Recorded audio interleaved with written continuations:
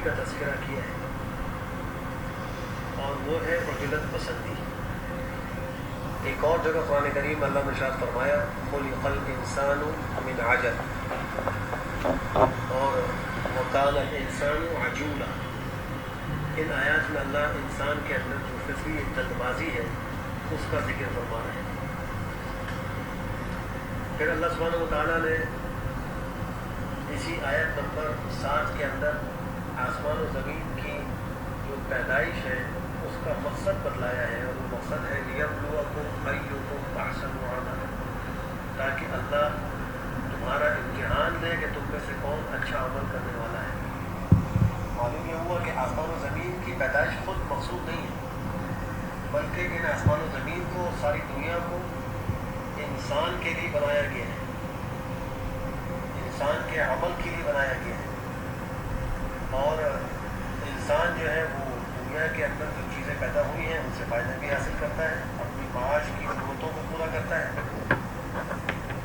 تو اسی آیت سے مفسرین نے یہ بات بھی ذکر کی ہے اور یہ مسئلہ بھی مستنبط کیا ہے کہ انسانوں کی لیے اور اصل انسان ہی کی خاطر اللہ نے آسمان و زمین کو پیدا کیا ہے، اور صرف انسان نہیں بلکہ انسانوں میں جو اہل ایمان ہے، چونکہ ان کو قرآن کریم جو ہے وہ مثل زندہ کے قرار دیتا ہے، اور جو اہل کفر ہے ان کو مثل مردہ کے قرار دیتا ہے۔ تو انسانوں میں سے بھی اہل ایمان، اور پھر اہل ایمان میں بھی وہ جو سب سے اچھا عمل کرنے والا، اور ظاہر ہے کہ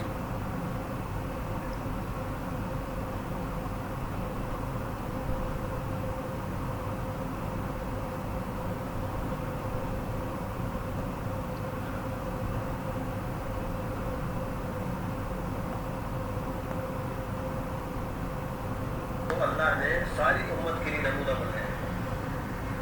تو یہ کہنا صحیح ہوا کہ تمام کائنات کے پیدا کرنے کا اصل مقصود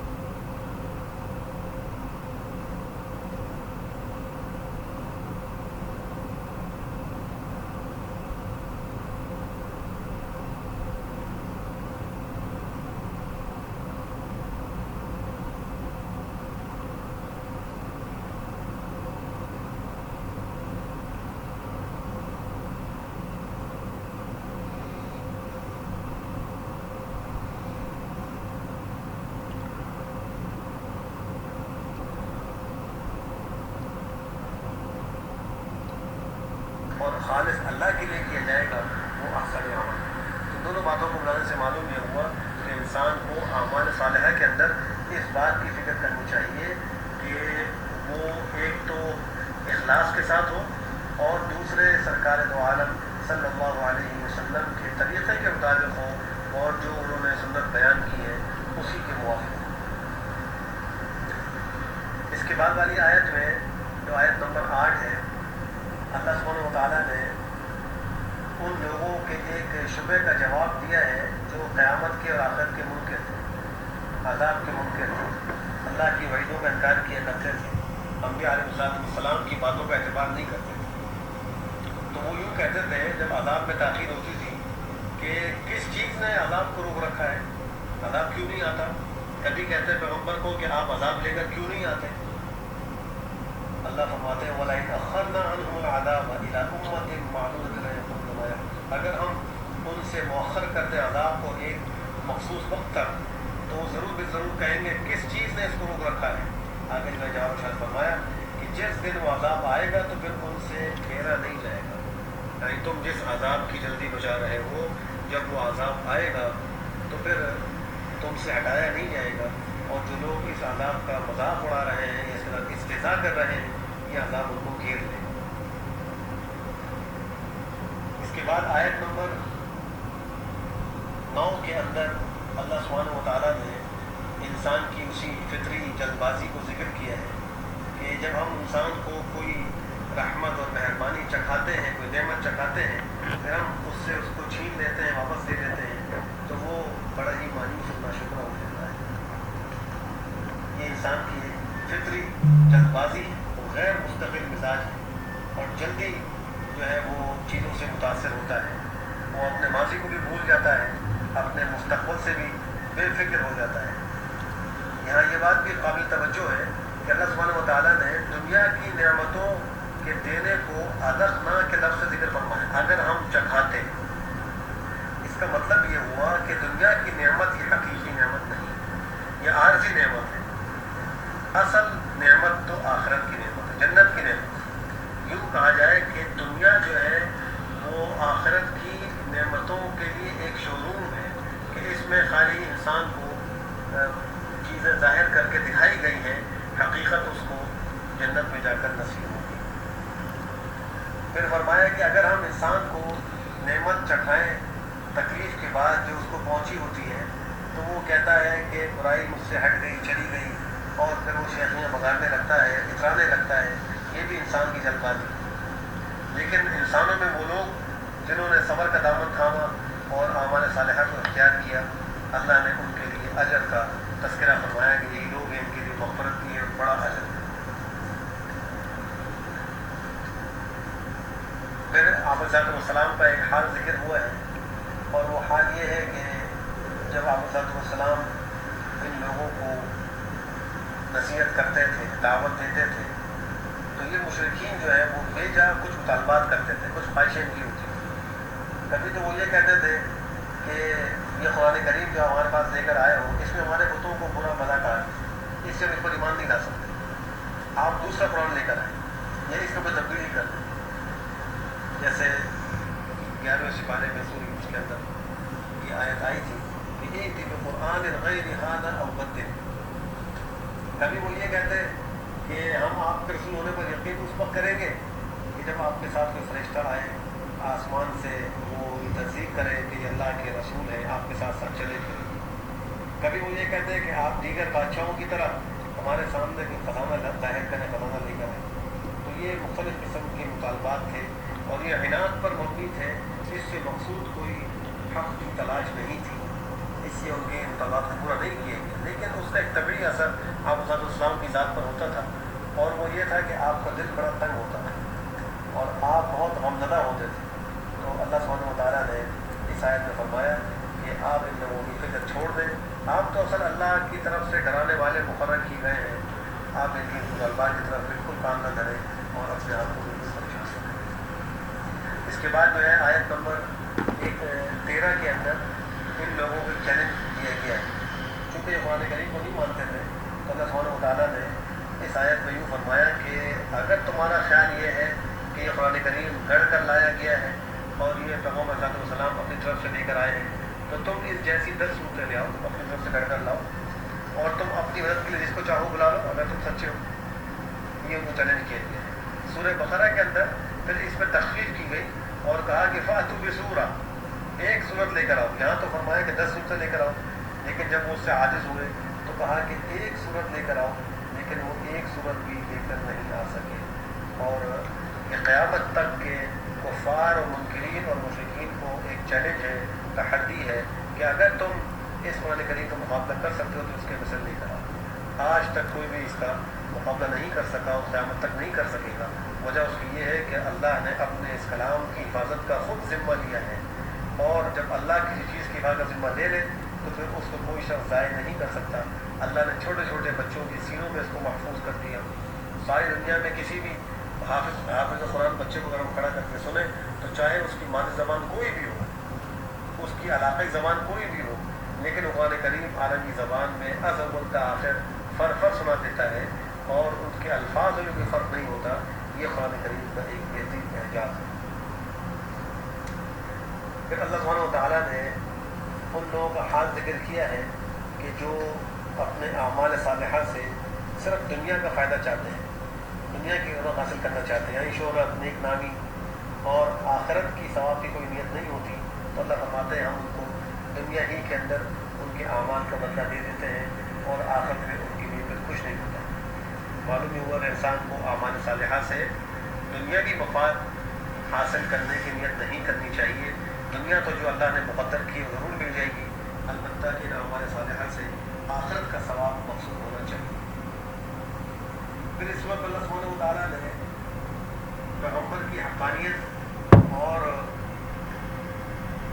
پیغمبر جو دعوت لے کر آئے ہیں اس کے حق اور سچ ہونے کے لیے بطور دلیل کے انبیاء علیہ السلام کے کچھ قصے ذکر کیے ہیں۔ ان قصوں میں ایک قصہ حضرت نوح علیہ السلام کا ہے۔ مقصود اس سے یہ ہے کہ جیسے تم اپنے زمانے کے نبی کا انکار کر رہے ہو، تم سے پہلے بھی کچھ لوگ آئے تھے اور انہوں نے اپنے اپنے زمانے کے انبیاء کی نفی کی تھی، ان کی دعوت کا انکار کیا تھا اور ان کی بات کو نہیں مانا تھا، تو اللہ نے ان پر عذاب نازل کیا اور ان کو سطح ہستی سے مٹا ڈالا۔ اگر تم بھی ایسے ہی چاہتے ہو اور تمہارا طرز عمل بھی یہی ہے تو پھر اللہ کے عذاب کا انتظار کرو، اللہ تمہارے ساتھ بھی یہی برتاؤ کرے گا جو گزشتہ قوم کے ساتھ کیا۔ حضرت نوح علیہ السلام کی جو قوم تھی انہوں نے مختلف اعتراضات کیے۔ ایک اعتراض یہ کیا تھا کہ ہم تو آپ کو اپنی طرح ایک انسان سمجھتے ہیں، آپ تو ہماری طرح ایک بشر ہیں۔ دوسرا اعتراض یہ کیا کہ ہم تو آپ کے پیروی کرنے والے بڑے کمتر لوگ دیکھتے ہیں، جو معاشرے کے کمزور افراد ہیں، جیسا کہ جو لاہے ہیں یا جو ہے وہ اس قسم کی دیگر حقیق پیشہ کرنے والے جو لوگ ہیں یہ آپ کی اتباع کرتے ہیں، اور ہم یہ بھی دیکھتے ہیں کہ آپ کو ہم پر کوئی خاص فضیلت حاصل نہیں ہے، بلکہ ہم تو آپ کو جھوٹا خیال کرتے ہیں۔ اس کے جواب میں پیغمبر نے یوں فرمایا، قال یا قوم ارأيتم ان كنت على بينة من ربي وآتاني رحمة من عنده فعميت عليكم أنلزمكموها وأنتم لها كارهون۔ اے میری قوم مجھے بتلاؤ، اگر میں اپنے پروردگار کی طرف سے کسی واضح دلیل پر ہوں اور اللہ نے مجھ کو اپنے پاس سے رحمت خاصہ عطا کی ہو اور پھر وہ تم پر واضح نہ رہی ہو اور جو ہے وہ تمہیں نظر نہ آتی ہو، تو کیا تم جو ہے وہ ہم تم کو زبردستی اس پر مجبور کر دیں گے؟ یعنی اگر تم جو ہے وہ ہماری اس بات کو تسلیم نہیں کرتے اور تم کو یہ بات سمجھ میں نہیں آتی تو ہم تم سے جو ہے تم پر زبردستی نہیں کر سکتے کہ تم تو نفرت کی چلے جاؤ اور ہم تمہیں زبردستی شاہ پر جائے، ایسا نہیں ہوگا۔ بلکہ ہمارا کام تو یہ ہے کہ ہم اصول کے مطابق تم کو دعوت دیں گے اور تم کو اللہ کے عذاب سے ڈرائیں گے، تم اس کو قبول۔ ایک داعی کا طریقہ ہونا چاہیے کہ وہ لوگوں کو اصول کے ساتھ، دلائل کے ساتھ حق بات کی دعوت دے، اور جبر اور اکراہ جو ہے یہ شریعت میں نہیں ہے، ہمارے اختیار میں بھی نہیں ہے۔ پھر ان کی قوم جو ہے وہ یہ کہتی تھی کہ آپ کے پاس اللہ کے خزانے ہیں تو وہ لے کر آؤ، اور غیب کی خبریں جو ہے وہ ہمیں بتلاؤ، فرشتے جو ہے تم کیوں نہیں ہو، فرشتوں کو نبی کیوں نہیں بنایا گیا، وغیرہ وغیرہ، یہ مختلف قسم کے اعتراضات ہیں۔ ان کے جواب میں صاف کہا کہ میں تم کو یہ نہیں کہتا کہ میرے پاس اللہ کے خزانے ہیں، نہ میں غیب کو جانتا ہوں، نہ میں یہ کہتا ہوں کہ میں فرشتہ ہوں، تو اس قسم کے تم جو مجھ سے مطالبات کرتے ہو یہ بھیجا ہے، میں ایک انسان ہوں، اللہ نے مجھے حضر فرمایا ہے، مجھے نبوت سے سرفراز فرمایا ہے اور میں تمہیں اس کی دعوت دے رہا ہوں۔ اس کے بعد حضرت نوح علیہ السلام کے کشتی بنانے کا تذکرہ ہے۔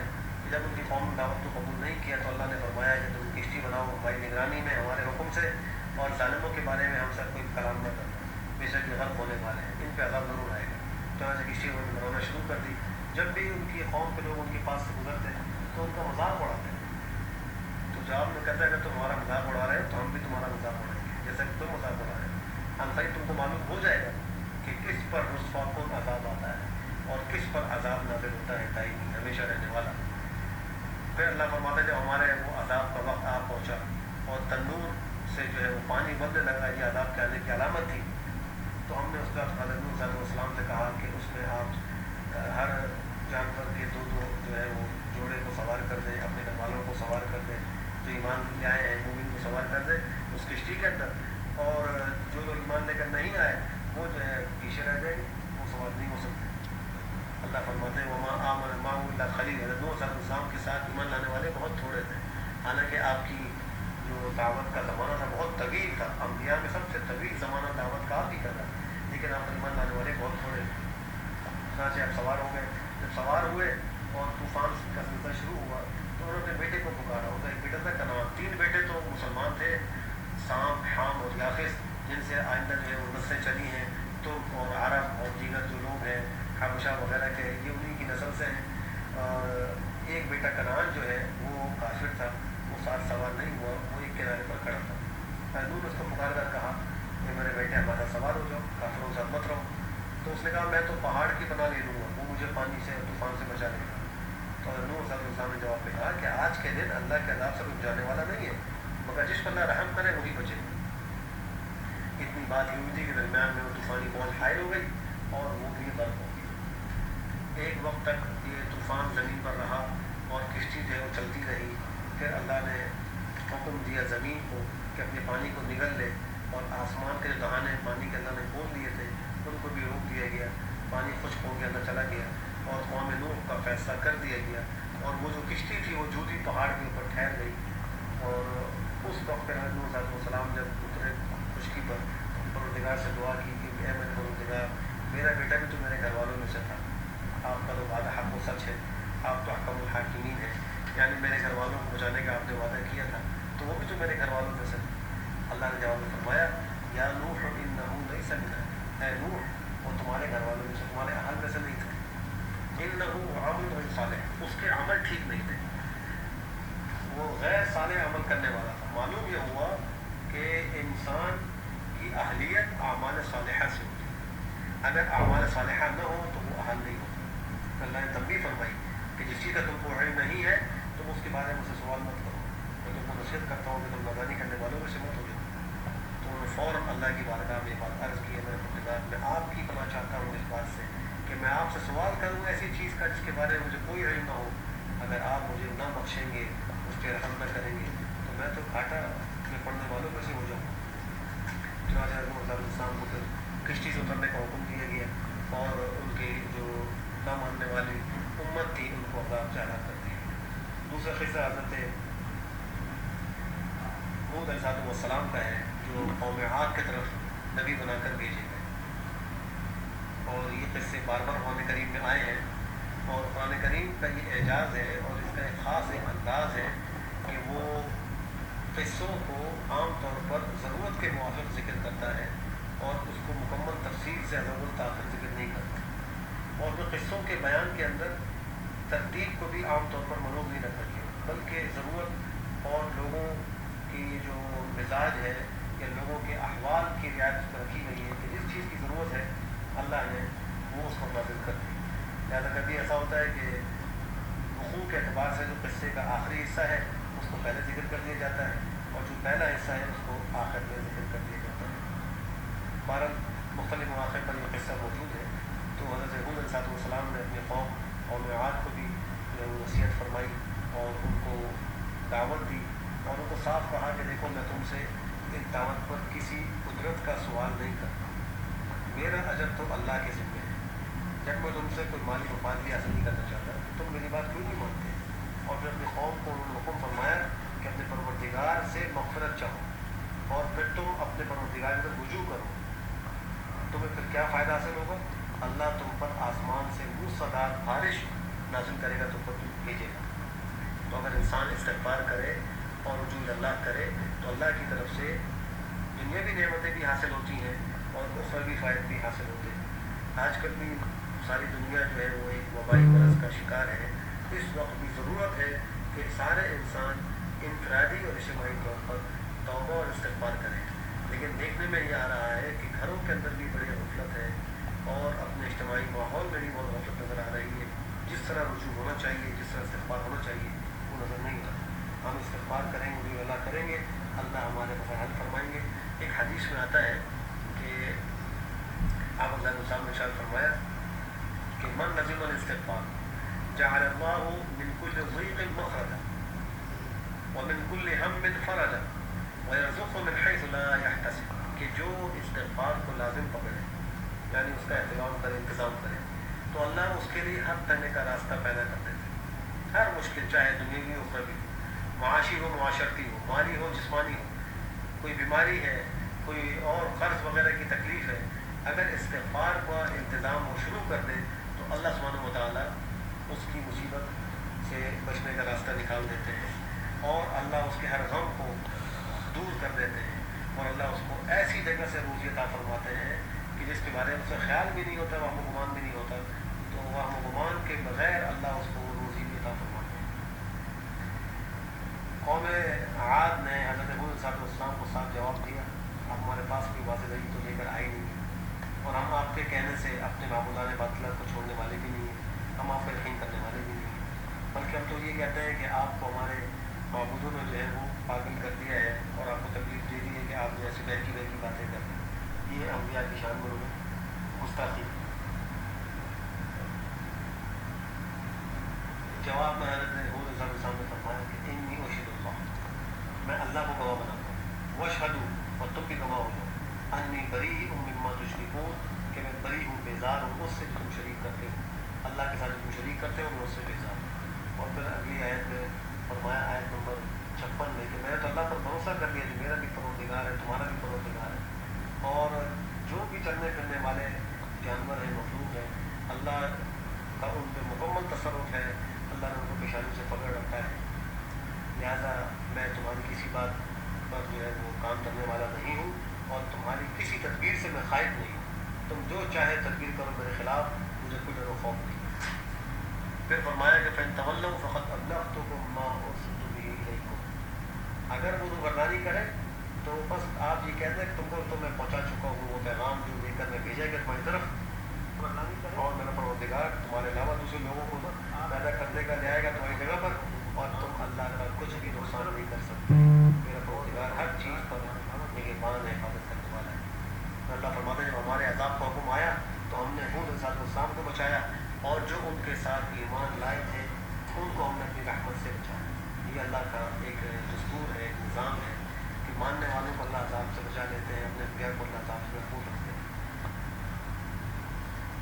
پھر اللہ فرماتے ہیں کہ یہ قوم عاد ہے جنہوں نے اپنے پروردگار کی آیات کا انکار کیا اور اللہ کے رسول کی نافرمانی کی، اور انہوں نے ہر متکبر اور عنادی شخص کے حکم کی پیروی کی، تو ان کا حال دنیا میں یہی ہوا کہ ان دنیا میں بھی لعنت کی گئی، قیامت کے دن ان پر لعنت کی جائے گی، اور عاد نے اپنے پروردگار کا کفر کیا، ان کا انکار کیا، ان کے لیے بڑی دوری۔ اس کے بعد دوسرا قصہ بلکہ تیسرا قصہ کہا جائے، حضرت صالح علیہ السلام ان کی قوم کا ہے، انہوں نے اپنی قوم کو دعوت دی، سارے انبیاء ایک ہی دعوت لے کر آئے تھے، اور وہ دعوت توحید کی، وہ صاف کہتے تھے اعبدوا اللہ ما لکم من الہ غیرہ، ایک اکیلے اللہ کی عبادت کرو، اللہ کے سوا تمہارا کوئی معبود نہیں ہے، وہ انشأکم من الارض، اس نے تم کو زمین سے پیدا کیا، تم کو زمین میں ٹھہرنے کی جگہ دی ہے، بس تم استغفار کرو اور تم توبہ کرو۔ یہی بات حضرت اللہ السلام نے اپنے قوم سے کی تھی، وَيَا قَوْمِ اسْتَغْفِرُوا رَبَّكُمْ، اور یہی بات حضرت صالح علیہ السلام نے اپنی قوم سمود سے کی تھی، فَاسْتَغْفِرُوهُ ثُمَّ تُوبُوا إِلَيْهِ۔ جواب میں قوم نے کہا کہ اے صالح، ہم نے تم کو بڑا اچھا آدمی سمجھا کرتے تھے، بھائی تم بڑی امیدیں وابستہ تھی تم سے کہ تم ہم کو روکتے ہو ان چیزوں کی عبادت سے جن کی بات ہمارے بڑے کرتے تھے، ہم تو تمہاری دعوت سے شک میں پڑے ہوئے ہیں، ہمیں تمہاری دعوت ہی میں شک ہے۔ تو انہوں نے جواب میں یہی کہا کہ مجھے ذرا یہ تو بتلاؤ کہ اگر میں اپنے پروردگار کی طرف سے کسی واضح دلیل پر ہوں اور اللہ نے مجھ کو اپنے پاس سے رحمت خاصہ عطا کی ہو، یعنی نمون عطا کی ہو، تو اللہ کے عذاب کے مقابلے میں کون میری مدد کرے گا اگر میں اللہ کے حکم کی نافرمانی کروں؟ یعنی یہ تو نہیں ہو سکتا کہ میں اللہ کے حکم کی نافرمانی کروں، اگر ایسا کروں تو پھر میرا مددگار کون ہوگا؟ اور پھر انہوں نے معجزے کے طور پر ایک اونٹنی جو پہاڑ سے اللہ نے ان کے لیے نکالی تھی وہ ان کے سامنے پیش کی، اور پھر کہا کہ دیکھو اے میری قوم بھی اللہ کی اونٹنی ہے، تمہارے لیے نشانی ہے، تم اس کو چھوڑ دو، زمین میں اللہ کی زمین میں کھاتی پیتی پھرے، اور تم برائی کی نیت سے ہاتھ مت لگانا ورنہ تم کو بہت جلدی عذاب پکڑ لے۔ لیکن انہوں نے یہ بات بھی نہیں مانی اور انہوں نے اس کو مار ڈالا۔ تو انہوں نے پھر کہا تم 3 دن تک اپنے گھروں میں زندگی گزار لو، اس کے بعد تم پر عذاب آئے گا، یہ جھوٹا وعدہ نہیں ہے۔ پھر اللہ فرماتے فَلَمَّا جَاءَ أَمْرُنَا نَجَّيْنَا صَالِحًا وَالَّذِينَ آمَنُوا مَعَهُ بِرَحْمَةٍ مِنَّا برحمة منا ومن خزي يومئذ إن ربك هو القوي العزيز. آیت نمبر 66 ہے. لیکن ہمارے عذاب کا حکم آ پہنچا تو ہم نے صالح علیہ السلام کو بچایا اور جو ان کے ساتھ ایمان والے ان کو بچایا اپنی رحمت سے اور اس دن کی رسوائی و ذلت سے. بے شک آپ کا پروردگار وہ طاقت والا ہے, زبردست ہے. اس کے بعد حضرت ابراہیم علیہ السلام کے پاس جو اللہ نے فرشتے بھیجے تھے ان کا قصہ مذکور ہے. اللہ نے چند فرشتوں کو ان کے پاس اولاد کی بشارت دینے کے لیے بھیجا تھا. حضرت ابراہیم علیہ السلام کی جو پہلی زوجہ تھی حضرت سارہ, ان کی کوئی اولاد نہیں تھی. ان کو اولاد کی تمنا تھی, لیکن دونوں کی جو ہے وہ عمر بہت زیادہ ہو چکی تھی, دونوں بوڑھے تھے. بظاہر سبب کے درجے میں کوئی امید اولاد کے پیدا ہونے کی نہیں تھی. اللہ نے فرشتوں کے ذریعے خوشخبری بھیجی اور وہ بھی اس شان سے بھیجی کہ اولاد ہوگی اور نرینہ اولاد ہوگی, اور صرف اولاد ہی نہیں ہوگی بلکہ وہ اولاد بھی صاحب اولاد ہوگی. چنانچہ حضرت اسحاق علیہ السلام کی بشارت موجود ہے اس قصے میں, اور ان کے بیٹے یعقوب علیہ السلام کی بشارت بھی موجود ہے, اور دونوں اللہ کے برگزیدہ اعظم نبی ہوئے. چنانچہ جب یہ فرشتے حضرت ابراہیم علیہ السلام کے پاس آئے تو انہوں نے عام ان کو مہمان سمجھا, چونکہ وہ انسانی شکلوں میں آئے تھے. انہوں نے عام مہمان سمجھ کر ان کی مہمان نوازی شروع کر دی. ان کے سامنے انہوں نے گوشت لا کر رکھا, لیکن وہ تو فرشتے تھے. فرشتے کھانے پینے سے پاک ہوتے ہیں, ان کو جو ہے وہ کوئی حاجت نہیں ہوتی. وہ نورانی ایک مخلوق ہے اور وہ یہ جو مادی چیزیں ہیں ان سے مستغنی ہوتے ہیں. چنانچہ انہوں نے ہاتھ نہیں بڑھایا کھانے کی طرف. حضرت ابراہیم علیہ السلام کو یہ دیکھ کر ایک خوف لاحق ہوا کہ یہ مہمان تو معلوم نہیں ہوتے, اگر مہمان ہوتے تو یہ کھانا کھاتے, پتہ نہیں کسی غلط نیت سے تو نہیں آئے. تو طبعی ان کو خوف لاحق ہوا. جب فرشتوں نے ان کا یہ خوف دیکھا, اندیشہ دیکھا, تو انہوں نے صاف کہہ دیا کہ ہم تو آپ کے پروردگار کی طرف سے فرشتے ہیں, آپ گھبرائیں نہیں, اور ہم آپ کو ایک تو اولاد کی بشارت دینے کے لیے آئے ہیں, اور دوسرے ایک اور کام بھی ہمارے ذمے ہے, اور وہ ہے قوم لوط پر عذاب نازل کریں. ان دو کاموں کے لیے ہمارے یہ جو گفتگو ہو رہی تھی تو حضرت سارہ وہ پردے کے پیچھے سے بھی سن رہی تھی. جب ان کو معلوم ہوا کہ انسان نہیں, یہ فرشتے ہیں, تو پھر پردے کی ضرورت نہیں رہی, اور وہ اولاد کی خوشخبری سن کر ہنس پڑی اور کہنے لگی کہ میں بوڑھی ہو کر اولاد جنوں, میں تو بہت بوڑھی ہو چکی ہوں, اور یہ میرے شوہر بھی بوڑھے ہیں. تو فرشتوں نے ان کے تعجب پر بھی جواب دیا کہ کیا تم اللہ کے حکم پر تعجب کرتی ہو جس کی قدرت میں سب کچھ ہے, اور خصوصاً تم تو نبوت کے خاندان سے تعلق رکھتی ہو, بار بار اس کا مشاہدہ کرتی رہتی ہو کہ اس خاندان پر اللہ کی طرف سے غیر معمولی رحمتیں اور برکتیں نازل ہوتی ہیں. تو جو اللہ کی رحمتیں ہوتی ہیں وہ تو اسباب ظاہرہ سے براؤن برا ہوتی ہیں, یہاں تو وہ تعجب نہ کرو. تو یہ جو ان کا ہنسنا تھا یہ کوئی انکار کے لیے نہیں تھا اور نہ استہزاء کے طور پر تھا, بلکہ یہ ایک تعجب کا اظہار تھا, خوشی کی اس خبر پر کہ کس طریقے سے اولاد ہوگی. اب تو بوڑھے ہیں, کیونکہ وہ تو پیغمبر کی اہل بیت سے تھی, تو وہ کیسے ان فرشتوں کی طرف سے لائی ہوئی خوشخبری کا مذاق اڑا سکتی تھی, یہ ممکن تھی. ایک بات یہ بھی قابل توجہ ہے یہاں پر کہ حضرت سارہ انہوں نے پردہ کیا. معلوم یہ ہوا کہ خواتین کے لیے پردے کا حکم پہلے سے چلا آ رہا ہے, یہ اس امت کا خاصہ نہیں ہے. آج امت کی ہماری مائیں بہنیں اور بیٹیاں اس حکم میں بڑی کوتاہی کر رہی ہیں, اور پردے کا اہتمام جیسا کرنا چاہیے ویسا نہیں کرتی. بعضیں تو بالکل ہی پردہ نہیں کرتی, اور باہر گھر سے باہر بے حجابانہ نکل جاتی ہیں, اور لباس بھی ان کا مختصر ہوتا ہے, کبھی آستین آدھی اور کبھی بغیر آستین کی قمیض پہننے چلی گئی, دوپٹہ کبھی گلے میں کبھی وہ بھی نہیں, اور پنگلیاں بھی کھلی ہوئی ہیں اور پائچہ بھی اوپر ہے, اس طریقے سے باہر نکل جاتی ہیں. یاد رکھیے یہ سخت گناہ ہے, گناہ کبیرہ ہے, اللہ کے عذاب کو دعوت دینے کے مترادف ہے. اور بعض خواتین باہر نکل کر تو پردہ کرتی ہیں, لیکن گھر کے جو نامحرم افراد ہیں خاندان کے, ان سے پردہ نہیں کرتی. یاد رکھیے یہ بھی شرعی پردہ نہیں ہے. جتنے کزنز ہیں, چچا زاد, ماموں زاد, خالہ زاد, پھوپھی زاد, اور ایسے ہی دیور اور نن اور جیٹھ, اور اسی طریقے سے جو والد کے دور کے رشتہ دار ہیں جو محارم میں سے نہیں ہیں, یا والدہ کی طرف سے جو دور کے رشتہ دار ہیں, ان سب سے پردہ شرعاً لازم ہے, اس کو کرنا چاہیے, اور اس کے خلاف کرنے سے انسان اللہ کے عذاب کا مستحق ہو سکتا ہے۔ بہرحال اس آیت کے اندر جو قصہ ذکر ہے 3-4 آیات کے اندر ہی، آیت نمبر 69 سے لے کر یہ قصہ چلا ہے اور 76 آیت تک یہ قصہ ہے۔ اس قصے میں جو مہمان نوازی کا تذکرہ ہے، علماء نے اس سے کئی مسائل مستنبط کیے ہیں۔ حضرت عبداللہ ابن عباس سے مروی ہے کہ یہ جو 3 فرشتے آئے تھے وہ جبریل امین تھے، حضرت میکائیل تھے اور حضرت اسرافیل۔ ایک تو جب وہ آئے، پہلی آیت میں اللہ فرماتے ہیں انہوں نے کہا السلام علیکم، وَلَقَدْ جَاءَتْ رُسُلُنَا إِبْرَاهِيمَ بِالْبُشْرَىٰ قَالُوا سَلَامًا۔ تو اس سے پہلا ادب یہ معلوم ہوا کہ انسان جب کسی کے پاس بطور مہمان کے جائے تو جانے سے پہلے وہ سلام کرے، یہ سنت ہے۔ ایسے ہی جب آپس سے ملاقات ہو تو دوسری بات کرنے سے پہلے سلام کرنا چاہیے، اور جس پہ سلام کیا گیا ہے اس کو چاہیے کہ وہ سلام کا جواب دے۔ سلام کرنا سنت ہے اور سلام کا جواب دینا واجب ہے۔ جتنی بھی اقوام گزری ہیں اور جتنی ملتیں ثابت ہیں ان سب کے اندر سلام کا ایک طریقہ تھا، لیکن اس امت کا جو طریقہ ہے وہ سب سے اعلیٰ اور افضل ہے۔ اس امت کے سلام میں بھی ایک دعا ہے، السلام علیکم۔ اس میں جیسے اللہ کا ذکر ہے، اللہ کا صفتی نام السلام کا تذکرہ ہے، تو ذکر اللہ کے ساتھ ساتھ مخاطب کے لیے سلامتی کی دعا بھی موجود ہے، جان ماں کے زدگوں کی سلامتی کی دعا بھی۔ یہ بہت خوبصورت طریقہ ہے۔ اس میں ایک کوتاہی یہ ہوتی ہے کہ لوگ السلام کا لفظ صحیح طرح نہیں بولتے، السلام علیکم یا السلام علیکم اس طرح کر کے مختلف لوگوں نے جملے جو ہے وہ کہنا شروع کر دی ہیں، یہ طریقہ بھی ٹھیک نہیں ہے۔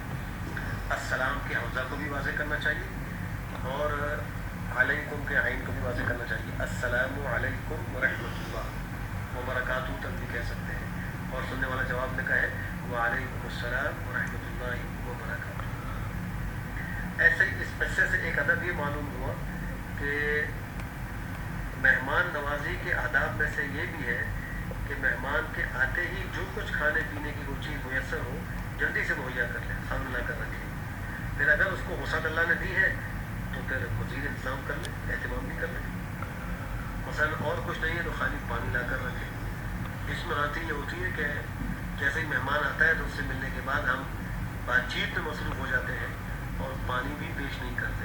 یہ مہمان نوازی کے آداب کے خلاف ہے کہ بات چیت شروع کرنے سے پہلے اس کے سامنے کوئی چیز لا کر رکھی جائے، چاہے وہ سادہ پانی ہی کیوں نہ ہو، اور پھر اس کے بعد اگر چائے پلانی ہے یا کھانا کھلانا ہے تو اس کا انتظام کر دیا جائے، اور نہ ہو تو پھر بس یہ پانی بھی کافی ہے۔ ایک بات یہ بھی معلوم اس سے ہوتی ہے کہ مہمان کے لیے بہت زیادہ تکلفات کی فکر نہ کریں، جو چیز آسانی سے میسر ہو وہ مہمان کی خدمت میں پیش کر دیں۔ حضرت ابراہیم علیہ السلام کے یہاں گائے بیل وغیرہ یہ رہتے تھے، تو جیسے ہی انہوں نے دیکھا کہ مہمان آئے تو انہوں نے فوراً ایک بچڑا ذبح کیا اور اس سے گوشت جو ہے وہ بھون کر تل کر سامنے لا کر رکھ دیا۔ ہم نے کچھ ایسی غلط رسوم بنا لی ہیں کہ مہمان کے آنے کے بعد جب تک خاص طریقے سے میزبانی نہ کی جائے تو ہم اس کو مہمان کے جو ہے وہ احترام کے خلاف سمجھتے ہیں، اور اس میں پھر انسان کبھی ایسا ہوتا ہے کہ اس کا ہاتھ تنگ ہوتا ہے اور وہ چیز کا انتظام نہیں کر پاتا، تو پھر وہ کہیں سے قرض دے کر یا قرض کا بوجھ برداشت کر کے انتظام کرتا ہے۔ اس طریقے سے جو آسانی سے میسر ہو وہ کھلا دیں، اگر خالی چائے تو خالی چائے پیش کر دیں، ضروری نہیں تھوڑا بسکٹ بھی رکھیں، اگر مسل ہو تو پھر اور چیزوں کا اہتمام بھی کر دیں، لیکن کسی چیز کو اپنے اوپر اس طرح سوار نہ کرے کہ وہ تکلیف میں پڑ جائے، بغیر تکلف کے جو کر سکے وہ آسانی سے کر لے۔ یہ ادب معلوم ہو رہا ہے آیت کے اس حصے سے، فما لبث ان جاء بعجل حنیذ، کہ سلام و کلام کے بعد وہ جلدی سے ایک بھونا ہوا بچڑا لے آئے، تاخیر نہیں کی۔ ایک ادب یہ بھی معلوم ہوا کہ مہمان وہ بھی میزبان کی طرف سے جو اکرام کے لیے چیز پیش کی گئی ہے اس کو قبول کر لیں، کھانے کا دل نہ چاہے یا وہ اس کے لیے اس کو بزرگ سمجھ رہا ہے تو معمولی سی شرکت کر کر میزبان کی دلجوئی کرے۔ یہ نہیں کہ بالکل اس کو ہاتھ نہ لگائے. بعض سے مہمان یہ کرتے ہیں کہ میزبان کی طرف سے پیش کی ہوئی چیز میں سے کچھ نہیں چکتے. اس سے میزبان کی دلاداری ہوتی ہے. کبھی کبھی ہوتا ہے کچھ تھوڑا سا لے لیں تاکہ اس کا جو ہے حوصلہ بڑھ جائے, دلجوئی ہو جائے, وہ بھی خوش ہو جائے. مسلمان کے دل کو خوش کرنا بہت بڑی عبادت ہے. اسی طریقے سے میزبان کا ایک ادب یہ بھی ہے کہ وہ مہمان کے حالات پر نظر رکھے. یعنی یہ بھی دیکھے کہ مہمان کھانا کھا رہا ہے یا نہیں کھا رہا, اور پھر جب تک کھانے میں مصروف ہے تو میزبان مہمان سے پہلے فارغ بھی نہ ہو, کچھ نہ کچھ کھاتا رہے, تاکہ ایسا نہ ہو کہ مہمان سمجھے کہ میں اکیلے ہی کھا رہا ہوں. لیکن یہ مہمان کو دیکھنا یہ سرسری طور پر اس طرح نہ ہو کہ مہمان اس کو کوئی اپنے لیے بوجھ سب خیال کرے, پتہ نہیں یہ کیا گھور گھور کے میرے کھانے کو دیکھ رہا ہے, لوگوں کو گن رہا ہے. ایک واقعہ کتابوں میں لکھا ہے کہ ایک خلیفہ تھا ہشام بن عبد الملک. اس کے دسترخوان پر ایک دیہاتی آدمی آیا اور وہ کھانا کھا رہا تھا. ہشام بن عبد الملک جو ہے وہ مہمانوں کی خبرگیری بھی کر رہا تھا. تو اس اعرابی کے لقمے میں ایک بال تھا اور وہ خلیفہ نے بال دیکھ لیا. جب بال دیکھا تو اس نے بتلا دیا بھائی آپ کے لقمے میں بال ہے. جب یہ کہا تو اعرابی جو دیہاتی تھا فوراً کھڑا ہو گیا اور کہنے لگا کہ میں ایسے شخص کھانا نہیں کھاتا جو ہمارے لقموں کو گھور گھور کر دیکھتا ہے. معلوم یہ ہوا کہ جب جو ہے وہ میزبان مہمان کی خبرگیری کر رہا ہو تو غیر محسوس طریقے سے کرے کہ مہمان کو محسوس نہ ہو. یہ بھی آداب میں سے ہے. امام تبری ایک مشہور مفسر ہے, انہوں نے اس مقام پر یہ بات بھی نقل کی ہے کہ جب فرشتوں نے شروع میں کھانا کھانے سے انکار کیا تو انہوں نے کہا کہ ہم مفت کا کھانا نہیں کھاتے, اگر آپ ہم سے قیمت لیں گے تو پھر ہم کھا لیں گے.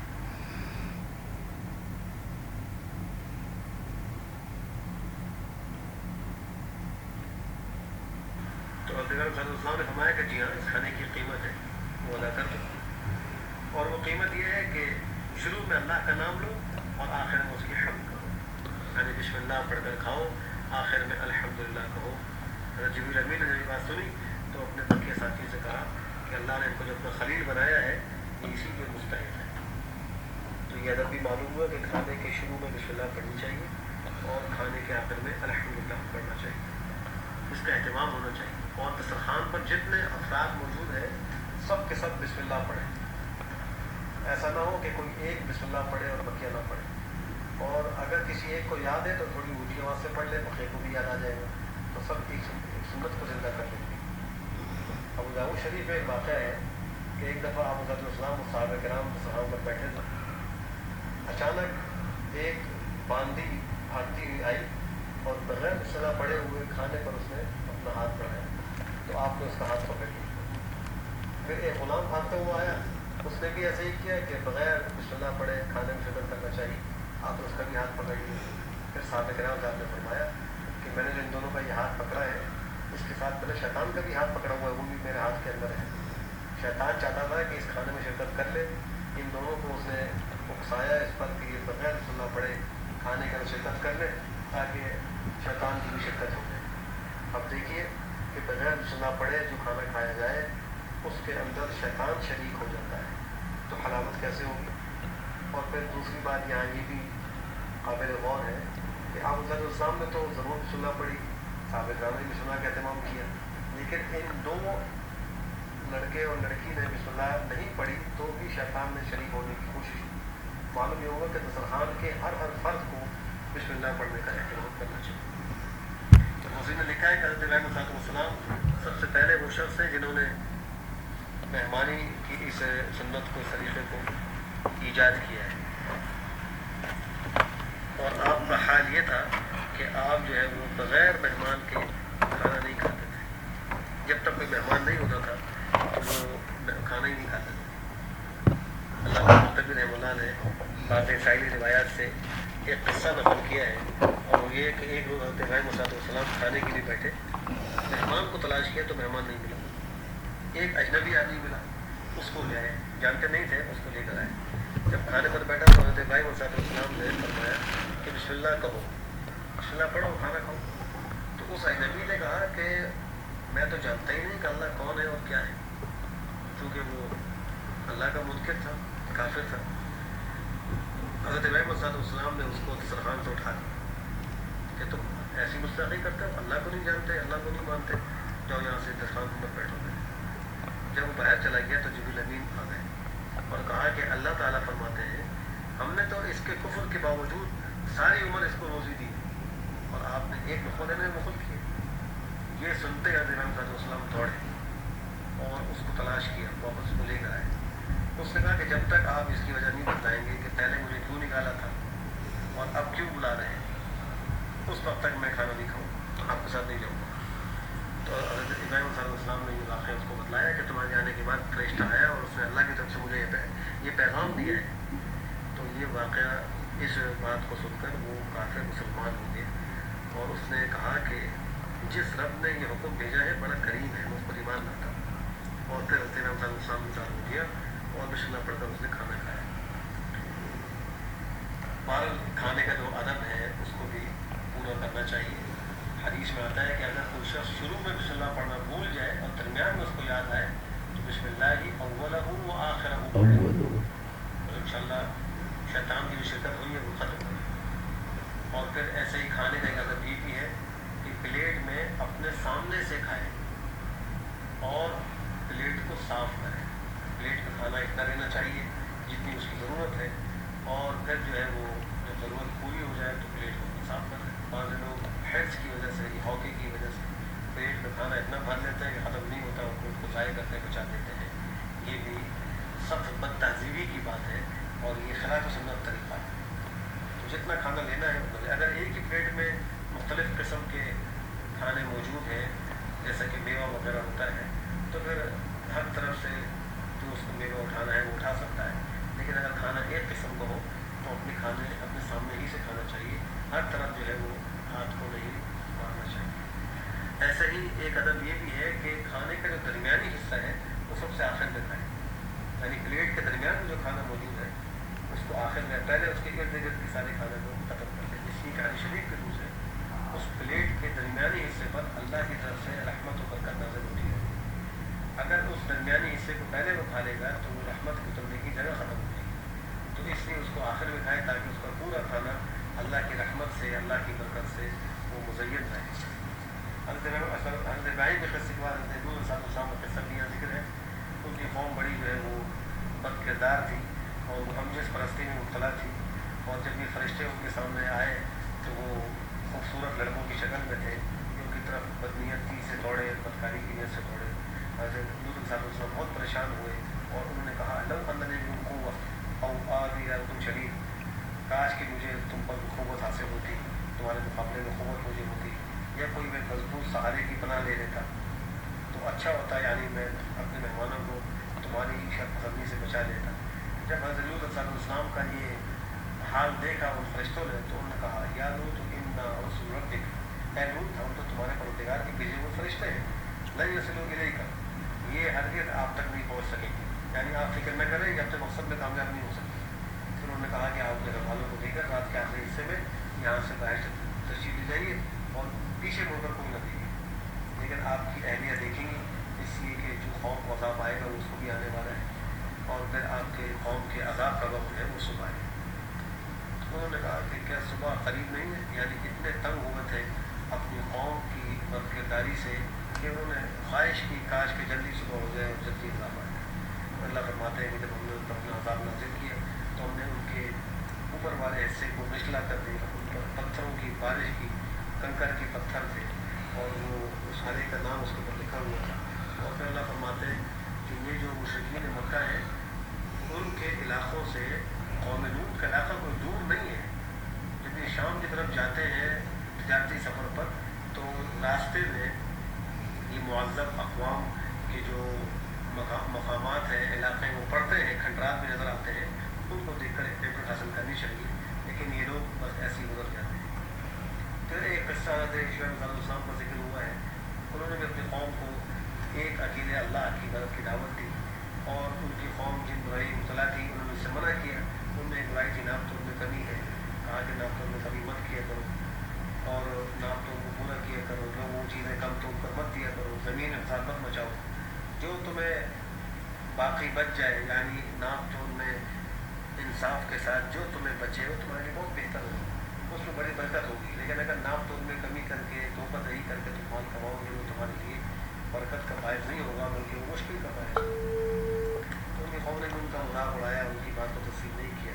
انہوں نے بھی ان کو کہا کہ دیکھو میں اپنے پروردگار کی طرف سے ایک واضح دلیل کروں اور اللہ نے مجھے جو ہے اپنے پاس سے روزی عطا کی ہے, ان کی رزق عطا کی ہے, اور تم کو جس چیز سے منع کرتا ہوں میں اسی کو مخالفت نہیں کرتا. یعنی اگر میں تم کو یہ کہہ رہا ہوں کہ ناپ تول میں کمی نہ کرو تو میں خود بھی ناپ تول کو پورا کرتا ہوں, کمی نہیں کرتا. اس لیے کہ اگر کوئی داعی دوسروں کو دعوت دے اور اس کا عمل اس کے خلاف ہے تو اس کی دعوت میں کوئی اثر نہیں ہوتا اور لوگ بھی قبول نہیں کرتے.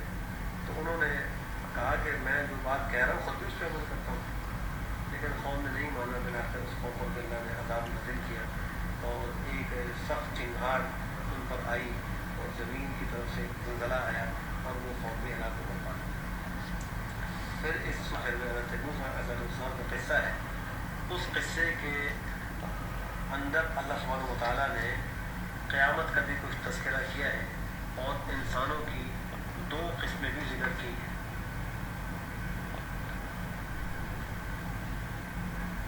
جب یہ انسان محشر میں پہنچیں گے, قیامت میں اللہ کے سامنے پیشی ہوگی, اس وقت انسانوں کی دو قسمیں ہوں گی.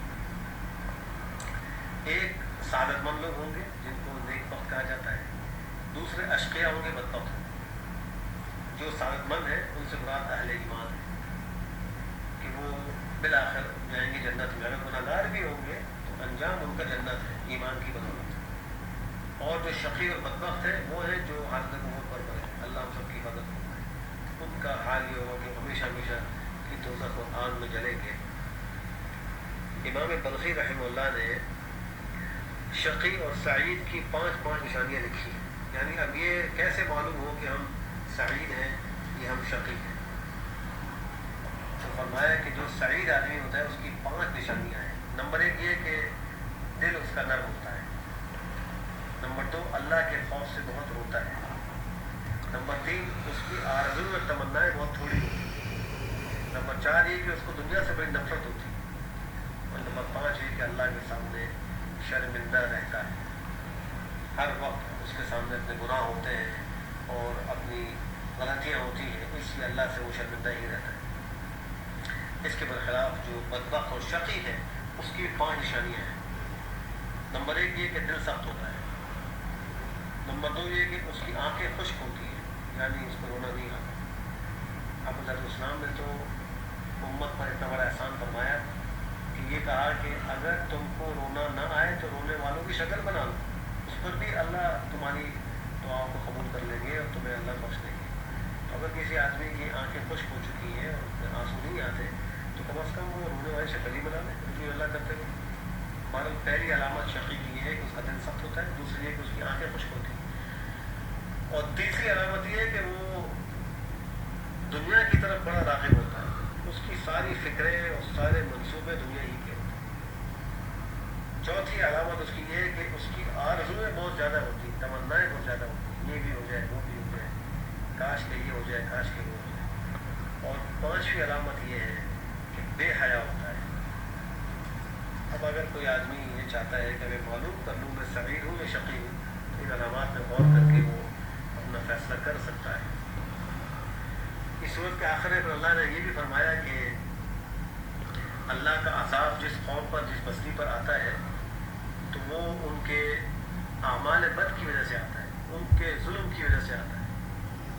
اللہ کسی بندے پر ظلم نہیں کرتا اور نہ اللہ جو ہے وہ بے خبری میں کسی کو پکڑتا ہے, بلکہ اللہ کی طرف سے پہلے تنبیہات آتی ہیں, پہلے ان کو ڈرایا جاتا ہے. اگر وہ مان جائیں تو فبیہا, بہت اچھی بات ہے, اور نہ مانے تو پھر ایسی صورت میں اللہ کی طرف سے پکڑ آتی ہے اور انسان جو ہے وہ اپنے گناہوں ہی کی پاداش میں پکڑا جاتا ہے. ایک جگہ قرآن کریم میں اللہ فرماتے ہیں وَمَا أَصَابَكُم مِّن مُّصِيبَةٍ فَبِمَا كَسَبَتْ أَيْدِيكُمْ وَيَعْفُو عَن كَثِيرٍ.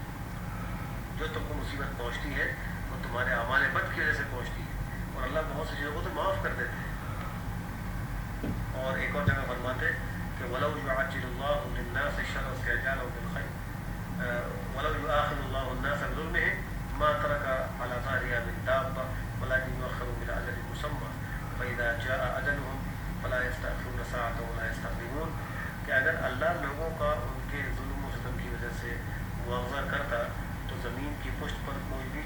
چلنے پھرنے والا اللہ نہ چھوڑتا بلکہ سب کو عذاب دیتا، لیکن اللہ مہلت دیتا ہے.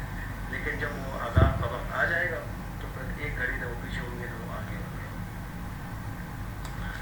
اس لیے ہمیں اپنے طرز عمل پر غور کرنے کی ضرورت ہے. ہم پر جو سختی آتی ہے وہ ہمارے اعمال بد کی وجہ سے آتی ہے. پھر اس صورت کے آخر میں اللہ نے نماز قائم کرنے کا بھی حکم دیا ہے. 5 وقت کی نماز کا تذکرہ موجود ہے. وَأَقِمِ الصَّلَاةَ طَرَفَيِ النَّهَارِ وَزُلَفًا مِّنَ اللَّيْلِ إِنَّ الْحَسَنَاتِ يُذْهِبْنَ السَّيِّئَاتِ. دن کے دونوں سروں یعنی شروع اور آخر میں اور رات کے کچھ حصوں میں نماز قائم کرنے کا حکم فرمایا. تو جو دن کا پہلا سرا ہے اس میں تو فجر کی نماز پڑھی جاتی ہے، اور جو آخری سرا ہے اس میں بعض حضرات نے مغرب کی نماز کو قرار دیا ہے اور بعض نے عصر کی نماز کو قرار دیا ہے کہ وہ آخری سرے کی نماز ہے، کیونکہ دن کی آخری نماز وہی ہے. اور جو مغرب کی نماز کا وقت ہے وہ دن کا جو رات گزرنے کے بعد یا رات شروع ہونے کے بعد وہ ہوتی ہے. اسلامی اعتبار سے غروب آفتاب سے رات شروع ہو جاتی ہے اور دن غروب آفتاب پر ختم ہو جاتا ہے. اور رات کے حصوں کی نماز مراد جمہور مفسرین کے نزدیک مغرب عشاء کی نماز ہے. تو بہرحال 5 وقت کی نمازوں کا حکم یہاں موجود ہے، اور ایک ظہر کی نماز کا وقت یہاں موجود نہیں ہے. اس کا ذکر دوسری آیت میں ہے کہ اقیم الصلاۃ لدلوک الشمس، کہ تم نماز کو سورج کے زوال کے وقت جو ہے وہ قائم کرو. اور زوال پر جو نماز پڑھی جاتی ہے وہ ظہر کی نماز ہے. اقامۃ الصلاۃ کے اس حکم میں اللہ نے ایک عظیم فائدہ بھی بتلایا، اور وہ یہ ہے کہ ان الحسنات یذهبن السیئات. جو نیک کام ہے وہ انسان کے برے کاموں کو مٹا دیتے ہیں. نیک کام سے مراد جتنے بھی نیک کام، چاہے وہ نماز ہے، روزہ ہے، زکوٰۃ ہے، صدقات ہے، اچھے اخلاق ہے، لوگوں کے ساتھ اچھا معاملہ کرنا، یہ سب اس میں داخل ہے. مگر ان سب میں نماز کو اولویت حاصل ہے. اسی طرح سیئات کا لفظ تمام برے کاموں کو شامل ہے، خواہ وہ کبیرہ ہو یا صغیرہ ہو. لیکن قرآن کریم کی دوسری آیات سے اور خود احادیث مبارکہ سے اس آیت کو صغائر کے ساتھ خاص کیا گیا کہ صغیرہ گناہ اللہ نیکیوں سے مٹا دیتے ہیں، ختم کر دیتے ہیں، اور جو کبیرہ گناہ ہیں ان کی توبہ ضروری ہے. مسلم شریف میں ایک حدیث آتی ہے کہ آپ صلی اللہ علیہ وسلم نے ارشاد فرمایا کہ 5 نمازیں اور 1 جمعہ دوسرے جمعے تک اور 1 رمضان دوسرے رمضان تک ان تمام گناہوں کا کفارہ ہو جاتے ہیں جو ان کے درمیان صادق ہو، بشرطے کہ آدمی کبائر سے بچا رہے، بڑے بڑے گناہوں سے بچا رہے. تو 1 رمضان کے روزے جو رکھ لیں اچھے طریقے سے تو اگلے رمضان تک جو گزرا ہے اس وقت تک کے جتنے صغائر ہیں اللہ وہ سب معاف فرماتا ہے. لیکن یہاں علماء نے یہ بات بھی ذکر کی ہے کہ صغیرہ گناہ بھی نیک کام سے اس وقت معاف ہوتے ہیں جب آدمی ان گناہ کے کرنے پر نادم ہو، آئندہ نہ کرنے کا وہ عزم کرے اور ان گناہوں پر اصرار نہ کرے. لیکن اگر وہ صغائر پر بھی اصرار کر رہا ہے اور ان کو برا بھی نہیں سمجھ رہا تو پھر یہ نیکیاں اس کے گناہوں کو وہ مٹانے والی نہیں ہوگی، بلکہ وہ گناہ کی جگہ پر رہے. تو ان چیزوں کے اندر بھی بہت احتیاط کی ضرورت ہے. پھر اس صورت میں ایک آیت جس کی وجہ سے آپ صلی اللہ علیہ وسلم نے فرمایا تھا کہ مجھے سورہ ہود نے بوڑھا کر دیا ہے، وہ آیت بھی موجود ہے، اور وہ آیت ہے فاستقم کما امرت ومن تاب معك ولا تطغوا انه بما تعملون بصیر. یہ آیت نمبر 112 ہے. اس آیت میں آپ صلی اللہ علیہ وسلم کو یہ حکم ہے کہ آپ دین پر مستقیم رہیے، قائم رہیے، اور وہ لوگ بھی دین پر مستقیم رہیں جنہوں نے کفر سے توبہ کی آپ کے ساتھ ہیں، یعنی اہل ایمان. اور پھر فرمایا کہ تم دین کے دائرے سے ذرا بھی باہر مت نکلنا، اللہ تمہارے اعمال کو خوب دیکھتا ہے. اور پھر فرمایا کہ اے مسلمانوں، ان ظالموں کی طرف یا جو ظالموں کے مثل ہو ان کی طرف دلی دوستی سے یا اعمال و احوال میں شرکت و مشابہت سے مت چکو. کہیں ایسا نہ ہو کہ تم کو دوزخ کی آگ لگ جائے، اس وقت تمہارا کوئی رفاقت کرنے والا دوست بھی نہیں ہوگا، نہ تمہارا کوئی حمایتی ہوگا. یہ اللہ نے ان 2 آیتوں میں ایک خاص حکم نازل فرمایا ہے. آپ صلی اللہ علیہ وسلم کو جو یہ حکم ہے یہاں استقامت کا حکم. استقامت کا معنی ہے سیدھا کھڑا ہونا. ایسا سیدھا کھڑا ہوا جس پر ذرا بھی جھکاؤ نہ ہو. اگر ایک چیز ساکن ہو، حرکت نہ کر رہی ہو، تو آلات کے ذریعے سے اس کو اس طرح سیدھا کرنا زیادہ مشکل نہیں ہے. لیکن جو چیز متحرک ہو، ہلنے والی ہو، چلنے پھرنے والی ہو، اس کا اس طرح زاویہ قائمہ پر سیدھا مستقیم ہونا کہ ذرہ برابر کسی طرح جھکاؤ نہ ہو، یہ مشکل کام. انسانوں کو استقامت کا حکم ہے. معلوم نہیں ہوا کہ استقامت اتنا آسان نہیں، ایک مشکل کام. اور یہ استقامت کا لفظ ایک بہت وسیع مفہوم رکھتا ہے. استقامت خالی معاملہ عبادات کے اندر نہیں، بلکہ عقائد، عبادات، معاملات، اخلاق، معاشرت اور کسب معاش وغیرہ جتنے یہ انسان کے امور ہیں، ان سب کے اندر جو شریعت نے حدود ذکر کی ہیں ان کے اندر رہنا، ان سے تجاوز نہ کرنا، یہ ہے استقامت. دنیا میں جتنی بھی خرابیاں آتی ہیں وہ استقامت سے ہٹنے کے نتیجے میں ہوتی ہیں. جتنی برائی ہمارے معاشرے کی ہے یا دنیا کی ہے، ان سب کی اصل وجہ استقامت سے ہٹنا ہے. اگر عقائد میں استقامت نہیں ہو تو بدعت شروع ہو جاتی ہے، انسان کفر تک پہنچ جاتا ہے. اور اسی طریقے سے عبادات کے اندر اگر جو ہے وہ استقامت نہ ہو، معاملات و معاشرت میں نہ ہو، تو پھر انسان صحیح راستے پر قائم نہیں رہ سکتا. حضرت سفیان بن عبداللہ ثقفی نے آپ حضرت کہ مجھے اسلام کے معاملے میں کوئی ایسی جامع بات بتلائے کہ اس کے بعد مجھے کسی سے کچھ پوچھنے کی ضرورت نہ رہے. آپ نے فرمایا کہ تم یوں کہو آمنت باللہ ثم استقیم، اللہ پر ایمان لاؤ پھر سے مستقیم ہو جاؤ. حضرت عثمان بن حاضر قبیلہ اس کے ایک شخص ہے، وہ ایک مرتبہ حضرت عبداللہ بن عباس کے پاس آئے اور عرض کی مجھے وصیت فرمائیے. آپ نے فرمایا علیک بتقوی اللہ والاستقامت واتبع ولا تبتدع، تم تقوی اور خوف خدا کو لازم پکڑو، استقامت کو بھی لازم پکڑو. اس کا طریقہ یہی ہے کہ دین کے معاملے میں شریعت کا اتباع کرو اور اپنی طرف سے کوئی بدعت ایجاد نہ کرو. حضرت عبداللہ بن عباس نے بھی فرمایا کہ پورے قرآن میں اب حضرت السلام پر سب سے زیادہ شاخ یہی آیت تھی. یہ آیت آپ پر بڑی شاخ تھی.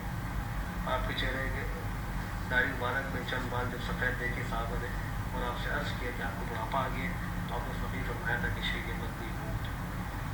اللہ ہم سب کو دین پر استقامت نصیب فرمائے اور جو کہا سنا کے اس پہ عمل کی توفیق نصیب فرمائے. آئندہ انشاءاللہ درس میں ہم سورہ یوسف کی تفسیر کریں گے. اللہ ہمارا حامی و ناصر ہو. وآخر دعوانا الحمد للہ رب العالمین.